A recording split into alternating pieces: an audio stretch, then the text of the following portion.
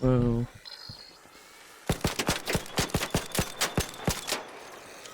That's me shooting a drone. Over the weekend, Embark Studios hosted a server slam test for all to try out the game Arc Raiders one more time before it goes on sale on October 30th. However, this test was more about getting players on the server than the actual content that the game will deliver, which we saw more of in previous technical tests. Because of the seemingly lack of content from the server slam, players who tried the game for the first time were more disappointed with how simple the game seemed to be. I can't really blame them, but they're missing the greater picture. While that seems like a negative experience, this ultimately could end up being a great thing for the game. Arc Raiders is planned to be supported for a very long time, and with that, the playable content, the AI threats, weapon crafting, and more will only get more complex as the game continues to grow, alongside the content that will be available at launch. Having a smaller, manageable slice of the game to try out can make it a lot easier for new players to not feel as overwhelmed with the progression that the game will offer on release. As far as extraction shooters go, I think Arc Raiders has found a great balance between risk and reward for the overall gameplay loop. At the very least, keep tabs on this game if you're not convinced to buy it on release. I also want to appreciate Embark Studios for making a very polished and optimized game that's running on Unreal Engine 5, which is something that Rennie Pitchford and his studio Gearbox, a much larger studio, with a budget that reached into the hundreds of millions of dollars, couldn't manage to do with their stylized art style in Borderlands 4. As well as pricing Arc Raiders at $40 for the base game and $60 for the deluxe edition. And if you're enjoying this conversation so far, consider giving this video a like and sharing it around. Any support to help grow the channel is greatly appreciated. The best way I can describe the gameplay is having a slowed down version of Star Wars Battlefront 2 mixed with the gameplay of Hunt Showdown. Just like Hunt Showdown, the sound design in Arc Raiders tells an ongoing story of what's going on in your game. Arc drones buzzing around overhead constantly hunting you down, gunshots in the distance from other raiders, the clanking of opening crates and locked doors, and more.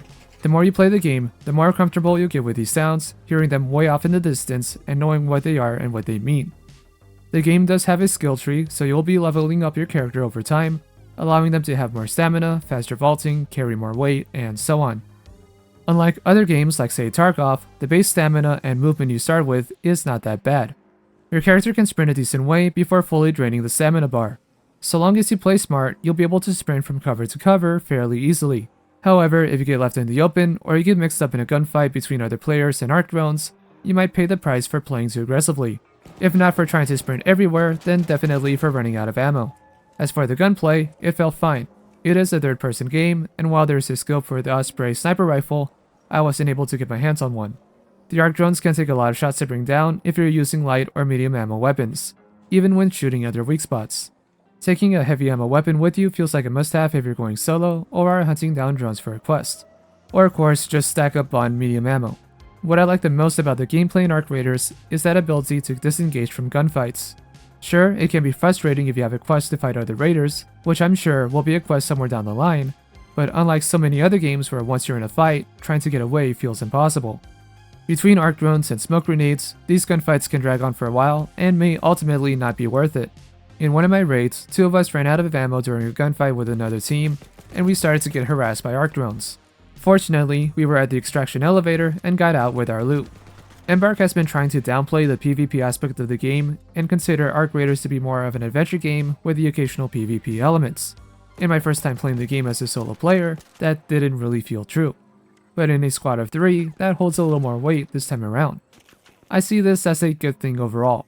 The game feels a lot more like a vibe than simply a battle royale for keeps. There's no rush or looming fear of being third-partied with no way out. That is going to happen for sure regardless, and likely more often after launch, and in the more difficult locations of the game. Provided the game can continue to feel this way after launch, this may be one of the most accessible, yet fun and challenging extraction shooters on the market. While we aren't going to get a good look at trading and crafting in this game until release, it's clear you'll be able to craft your own weapons, ammo, and more with the scraps you collect on your raids, as well as getting help from everyone's favorite rooster, Scrappy. Arc Raiders may have soft gear fear that tends to haunt extraction shooters. While I agree with Shroud and others that extraction shooters should have friction, I feel most of them have too much friction for their gameplay loop to be enjoyable. After getting a few raids in with some help from my friend Phoenix, it feels like Arc Raiders may be in a good place overall. Allowing players easy to craft ammo and gear, free loadouts that aren't really great but are much better than going in with just a wrench, and more.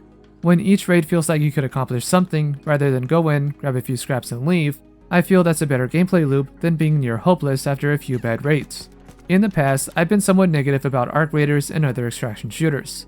In other conversations, I always mentioned that if someone could make a modern day Hunt Showdown style game, I'd likely be interested in it. And well, that's what ARC raiders is at the end of the day. There are a few things from Hunt Showdown that I prefer, such as buying a pre-built character with in-game currency that has its own loadout, but there's plenty of gear and scraps to make things work in ARC raiders. The game is also in a setting that I much prefer, that being grounded, futuristic sci-fi. So have I changed my tune? Was I wrong all along?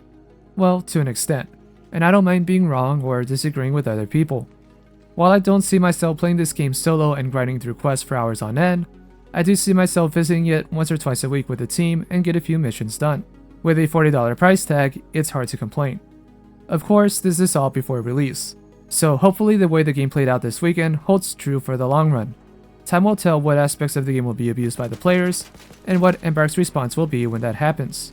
Right now, ARC Raiders is a must-buy if you're a fan of extraction shooters. It's not another Tarkov, but it's also not meant to be the next Tarkov. It's meant to evolve the genre, add more to it, and have you play the game in a different way, while still having the typical extraction style elements of trading, crafting, and losing most of your gear if you die during a raid. Let me know what your experience has been with ARC Raiders before, and if this video helped you better understand what to expect. And until then, I am Mr. Rain, and I'll see you next time. I saw you swinging. I was trying. They were I was like, ah, let me get him. just out of range.